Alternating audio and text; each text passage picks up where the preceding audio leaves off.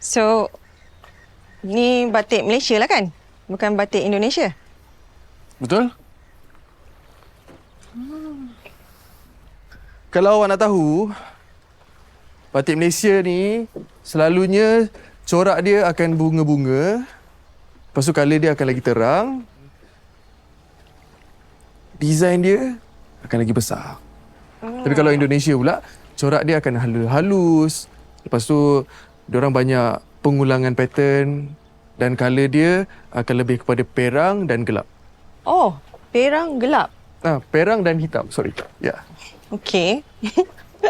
Masa saya sekolah dulu, adalah belajar seni kan. Saya buatlah batik ni tapi tak adalah sampai detail sangat macam ni. Susah juga proses dia. Susah. Tapi berbaloi. Kalau kita tengok betul-betul, kita rasa macam usaha kita ni tak sia-sia.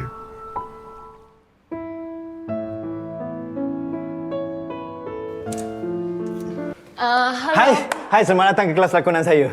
Awak lambat Tadi traffic jam, tak apa, saya faham. Biasalah traffic kat KL ni kan. Betul kan? Tapi lambat ke awal ke, yuran tetap sama. Jom. Sorry, kelas lakonan?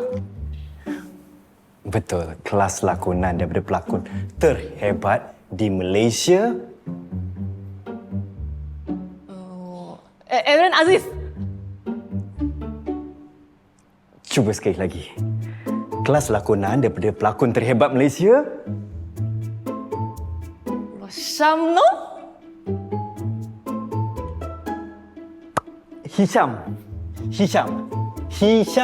Hishamuddin. Maaf, I ingat ni tempat yoga. I silap.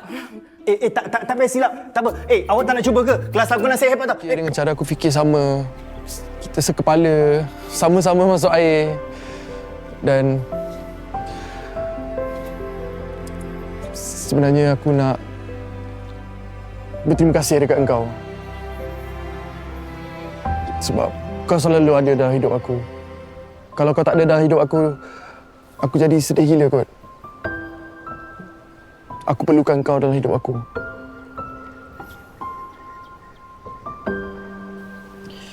Aslan. Wow.